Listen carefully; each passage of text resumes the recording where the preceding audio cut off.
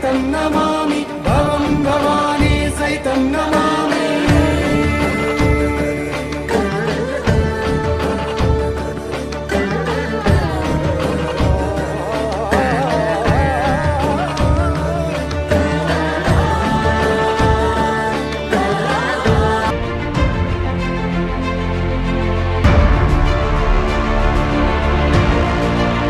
जय हिंद, जय Bharat. News team live से मैं उर्वशी आप सभी दर्शकों का स्वागत करती हूं।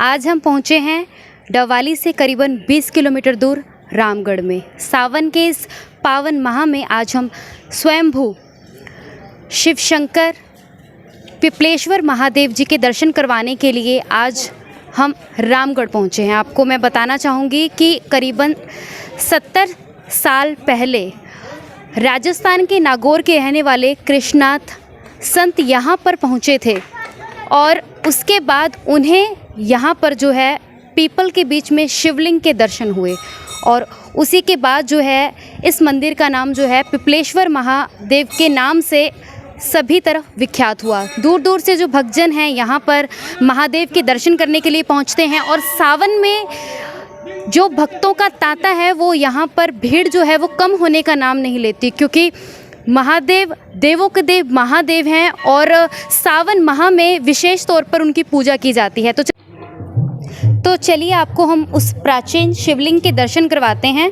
तो ये जो है मंदिर का द्वार बना हुआ है और इसी के साथ जो आगे चलकर हम आपको दिखाएंगे कि जो पीपल में से प्राचीन शिवलिंग जो बाहर आया था तो वो जो है अंदर है। लोग इसी तरह से हर सोमवार शिवरात्रि के समय में, जिस तरह से हमने बातचीत की है, शिवरात्रि के समय में बहुत जो भीड़ है वो मंदिर में देखने को मिलती है और इसी के साथ आप देख सकते हैं कि बहुत ही श्रद्धा से जो भक्तजन हैं वो यहाँ पर शिवलिंग के दर्शन करने के लिए आते हैं और उसी तरह से जो है पूजा अर्चना करते हैं, जल चढ़ाया जाता है। और यहाँ पर आप उस प्राचीन शिवलिंग को देख सकते हैं जो पीपल में से, जिस तरह के यहाँ पर जो पुरानी कथा सुनाई जाती है उसमें बताया गया है कि ये प्राचीन शिवलिंग, और पहले यहाँ पर आपको बता दूं कि पीपल के पेड़ में से जो है ये शिवलिंग निकले थे।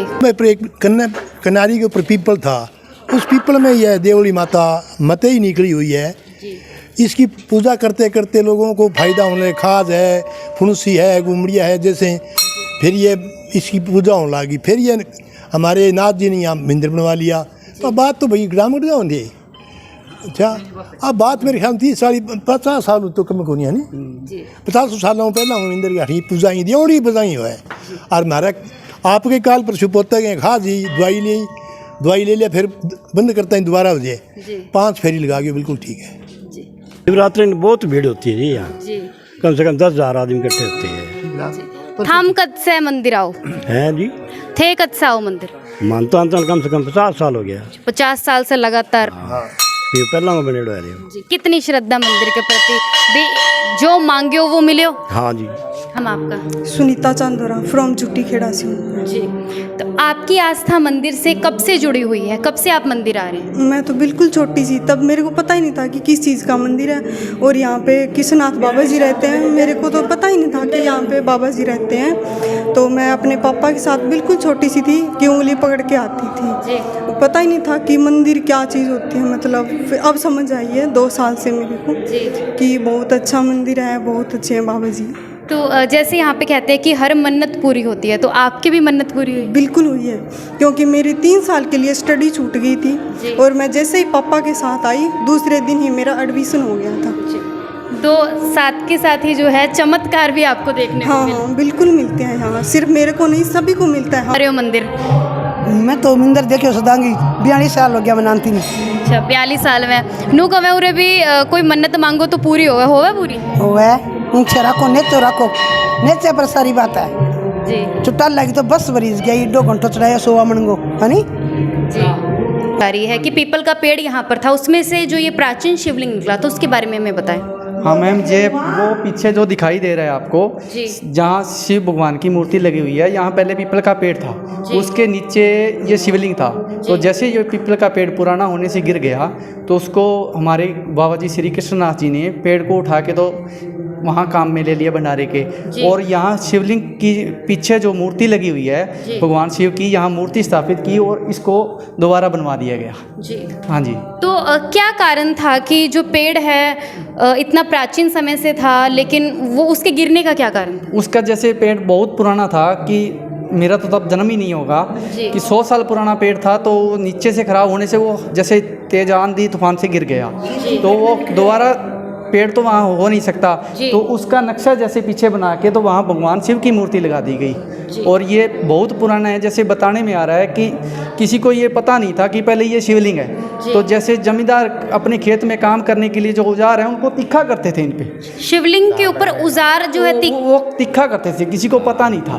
तो जब हमारे बाबा जी श्री कृष्णनाथ जी यहाँ आए तो वहाँ आके जो रहने लगे तो वो सत्संग करने लगे जैसे गाँव में। तो उन्होंने धीरे धीरे जैसे उन्होंने 15-20 दिन यहाँ लगाया तो वो बोले हम हरिद्वार जा रहे हैं। तो जो नज़दीक के गांव के श्रद्धा के लोग थे उन्होंने कहा बाबूजी हाँ आप यहाँ से मत जाइए, हम आपके लिए यहाँ कुटिया बनवाएंगे। तो उसके बाद उनकी ऐसी कृपा हुई कि ये आप देख रहे हैं जी। हाँ। तो सबसे अधिक जो भीड़ है, जिस तरह से बताया जाता है, भक्त भी यहाँ पे कह रहे हैं कि शिवरात्रि के समय में होती है, तो आपके क्लब की हम मौजूद हैं उस स्थान पर जहाँ पर जब भी मंदिर में कोई यज्ञ हवन किया जाता है तो यहाँ पर हवन किया जाता है। इसे पंचकूट हवन जो है वो स्थान भी कहा जा सकता है। आपको मैं दिखाना चाहूँगी कि यहाँ पर जो है 5 कुंड बने हुए हैं। जिस तरह से आप देख सकते हैं कि ये 5 कुंड हैं, आसपास जो है कुंड बने हैं और जो एक बड़ा कुंड है वो बीच में बना है। तो इसे पंचकुंड जो स्थान है वो कहा जाता है।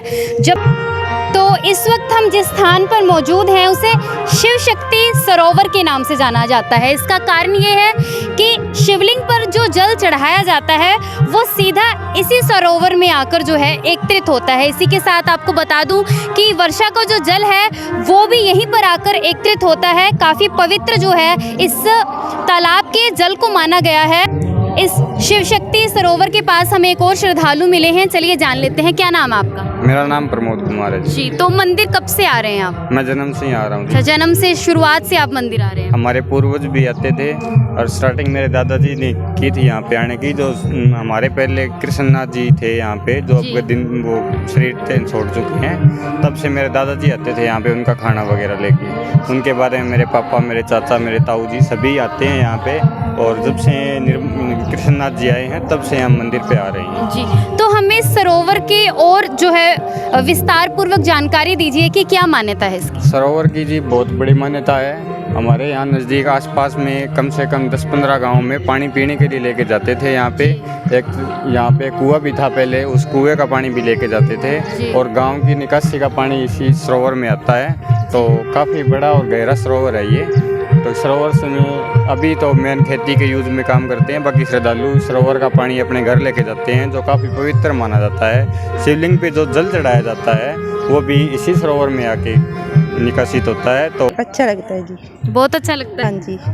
तो कोई बताइए आप यहाँ के बारे में कि जब सावन आता है, शिवरात्रि या सोमवार को किस तरह की भीड़ देखने को मिलती है? बहुत ज़्यादा भीड़ देखने को मिलती है। यहाँ पे मेला भी लगता है और शिवरात्रि को शाम को जागरण होता है। अच्छा, रात को जागरण होता है, तो जागरण में भी आते हो आप? हाँ जी।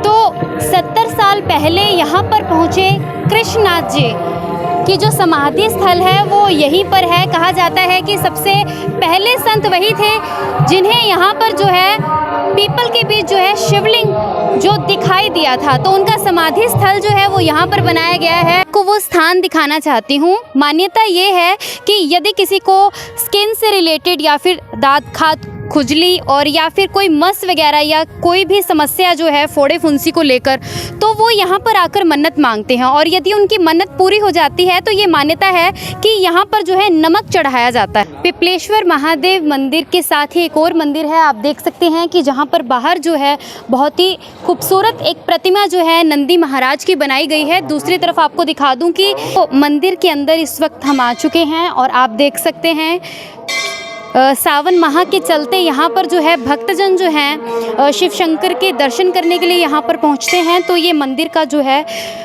दूसरा एक स्थान कहा जा सकता है। नाम है आपका? शारदा। कहाँ से आए हो आप? रिसालिया खेड़ा। अच्छा, तो मंदिर में कब से आ रहे हैं और कितनी आस्था जुड़ी है मंदिर के साथ? जी ये मंदिर बहुत पुराना है। हम पिछले 16 सालों से, जब से मेरी शादी हुई है तब से यहाँ आ रहे हैं। बहुत मान्यता है यहाँ इसके मंदिर की। बहुत दूर दूर से लोग आ रहे हैं, जैसे बिजवाली, रिसालिया, बनवाला, पास के जो गांव है, और उससे दूर भी है, लगभग इलाहाबाद यहाँ से काफ़ी दूर है। वहाँ से भी साथ संगत बहुत अच्छी तरह से यहाँ मानते हैं सबको और आते हैं बहुत दूर। आप मान्यता की बात कर रहे हैं, कोई मुराद जो पूरी हुई हो? लगभग सभी मुरादें पूरी होती है, कोई विशेष मुराद नहीं है, पर जिनकी पूरी हुई है वो मानते हैं। तो कब से आ रहे हैं आप मंदिर? मैं तो बचपन से आ रही हूँ, छोटी थी 5 साल से, लेके अब तक आते ही जा रहे हैं इस मंदिर पे। कोई विशेष मुराद जो पूरी हुई हो मंदिर से? मुराद तो मैंने तो भगवान से यही मांगा था कि 10th में मेरे 80+ आने चाहिए, और वो पूरा हुआ है। तो मतलब जैसी जो मान्यता मांगी थी वो पूरी भी हुई? हाँ। इस वक्त हमारे साथ हैं श्री योगीनाथ निर्मल आचार्य जी। चलिए बातचीत करते हैं। तो आचार्य जी, हमें ये बताइए कि मंदिर की जो प्राचीन कथा क्या है और कब से जो लोग हैं यहाँ पर इसी तरह से दर्शन करने के लिए पहुँचते हैं? ये तो मैं भी नहीं जानता, ना यहाँ के जो लोग हैं वो जानते हैं। ये अनादिकाल से हैं और पता नहीं कब से हैं। जैसे कि मैंने आपको पहले चर्चा की थी कि ये पिंपल के पेड़ से इनका प्रादुर्भाव हुआ है जी। और जिनसे भी गुरुजी ने भी पूछा था, उन्होंने कहा कि हमने ऐसे ही देखा है। उनसे पहले किसी लोगों ने पूछा, उन्होंने हमारे बाप दादा ने ऐसे ही बताया है जी। और बाबा जी ने आकर के इनका उद्धार किया, बाद में मंदिर वगैरह बनाया जी। तो कृष्णनाथ जी कब यहाँ पर पहुँचे थे और उसके आगे की शिवलिंग के प्रकट होने की और लोगों की यहाँ तक पहुँचने की जो कथा है उसके बारे में हमें परिचित करवाएं। बाबा जी तो लगभग सन का तो पता नहीं है, लेकिन यहाँ 70 साल करीबन जी। 70 साल पहले आप निकाल दीजिए कि कब आए थे जी। और बाबा जी के आने बाद लोगों को धीरे धीरे इसका प्रचार हुआ और लोग आए। ज़्यादातर लोग यहाँ आते हैं कि मानो हर किसी की मनोकामना पूर्ण होती है जी। चाहे किसी के पुत्र नहीं है या किसी की छोटी मोटी बीमारी है जी। बीमारियों को दूर करते हैं। जैसे शिवलिंग पर जल चढ़ाया और थोड़ा सा जल लेकर के वहाँ से ऐसे दाद फुंसी जो बीमारी डॉक्टर से ठीक नहीं होती है वो तुरंत यहाँ 1-2 फेरी बोलने से हो जाती है। तो कृष्णनाथ जी कहाँ से आए थे? राजस्थान से। तो उनका यहाँ पर रुकने का क्या कारण रहा? अचानक ही सहयोग परमात्मा की इच्छा यही थी। वो तो हरिद्वार जा रहे थे जी। लेकिन यहाँ एक दिन स्टे किया, लोगों का एक दिन और रुक जाइए, और रुक गए, फिर लोगों का एक दिन और रुक जाइए, रुक गई करते करते फिर कच्ची झोंपड़ी बना दी थी यहाँ पर जी। फिर यहीं रहना शुरू कर दिया। ये तो भगवान शिव ने उनको बुलाया था, क्योंकि यही भगवान शिव जो है साक्षात उनको सपने में दिखाई दिए थे 2-3 बार जी। तो आसपास जंगल की बात की जा रही है कि काफ़ी सुनसान जो है ये स्थान हुआ करता था, आसपास जंगल हुआ करता था। तो यहाँ पर किस तरह से उन्होंने रात जो है गुजारी या उस वक्त के बारे में कोई आपको जानकारी हो? ना उस वक्त मैं था नहीं और ना इसको भी पता है। जंगल तो था बहुत, 2 किलोमीटर अराउंड जंगल था पूरा यहाँ पर जी। लोग डर। भक्तों के यहाँ पर पहुँचना, उनकी व्यवस्था को ध्यान रखना। हमारा यहाँ एक क्लब है जो 2005 से सक्रिय है जी। महाराजा रणजीत सिंह युवा क्लब है जी। तो 35-40 सदस्य है क्लब के, गांव के ही लड़के हैं। तो क्लब वाले पूरी व्यवस्था संभाल, जैसे अभी कथा चल रही है और चल रही है जी। उनको पानी पिलाने की व्यवस्था है, पार्किंग की व्यवस्था है, गाड़ियाँ कहाँ पर लगवानी है, लोगों को संभालने की व्यवस्था है, उनको भोजन कराने की व्यवस्था है, चाय पानी पिलाने की व्यवस्था है। तो सारा हमारा युवा क्लब ही संभालते हैं जी। तो यहाँ पर एक पंचकुंड जिसके विषय में, उसके बारे में भी हमें बताएं।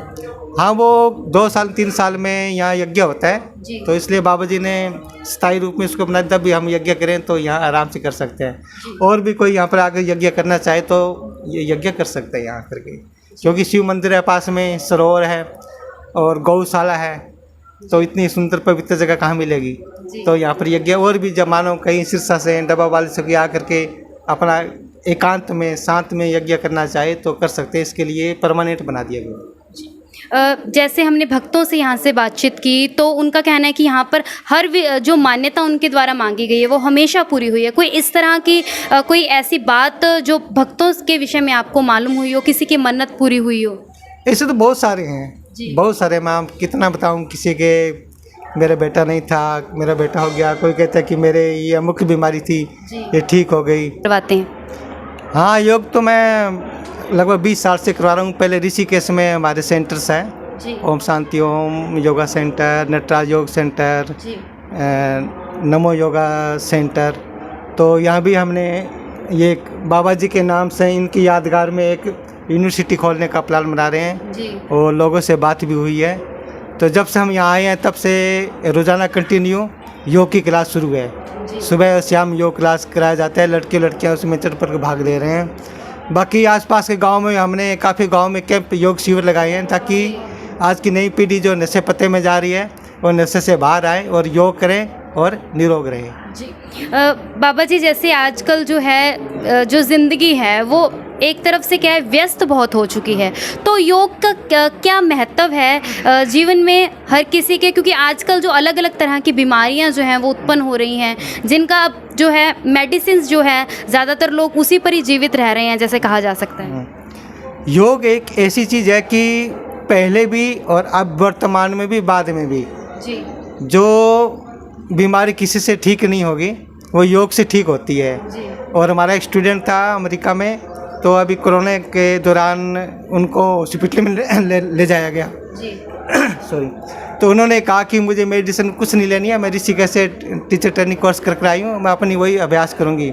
तो 1 हफ्ते के लिए उसको रखा गया क्वारंटीन, लेकिन वो 5 दिन के बाद उसको टेस्ट किया तो उसने कोई मेडिसिन नहीं ली, लेकिन देखा कि वो बिल्कुल उसकी जो रिपोर्ट थी वो बिल्कुल पॉजिटिव आई। ईश्वर महादेव के दर्शन करने के लिए लोग दूर दूर से पहुंचते हैं, तो यहाँ पर जो उनके लंगर पानी की व्यवस्था भी की गई है, तो सेवादार है, चलिए जान लेते हैं लंगर की क्या व्यवस्था रहती है, किस समय तक जो लंगर है यहाँ पर जो ग्रहण कर सकते हैं। लंगर मैम सुबह स्टार्ट होता है, शाम तक चलता रहता है। तो जो भी कोई श्रद्धालु है, कहीं दूर से आया है, कोई कैसे भी है, वो लंगर यहाँ ले लेता है। जी, चाय का, खाने का सारा प्रबंध है। तो तीनों समय इसी तरह से जो भोजन है वो भक्तों को मिलता है। बिल्कुल जी, बिल्कुल सुबह स्टार्ट हो जाता है, शाम तक चलता है। जी, तो क्या व्यवस्था रहती है, जैसे जैसे भक्त आते जाते हैं वैसे उन्हें लंगर करवाया जाता है। हाँ जी, हाँ जी, जैसे भी जो भक्त आता है उनसे रिक्वेस्ट की जाती है भी कोई भूखा है, कोई कैसे ही है, वो लंगर ले लें, तो वो अपने आप बैठ जाते हैं, लंगर मिल जाता है। जी, तो जब कोई पर्व यहाँ पर जैसे मनाया जाता है या फिर जैसे शिवरात्रि है, तब लंगर की क्या व्यवस्था रहती है, क्योंकि तब तो बहुत जो लोग हैं यहाँ पर जो है दर्शन के लिए पहुँचते हैं दूर दूर से। जब तो यहाँ जैसे अब ये भागवत चल रही है, ये पंडाल इसी के लिए है, तो वहाँ टाट पट्टी लगा दी जाती है और 24 घंटे वहाँ लंगर सेवा देते रहते हैं।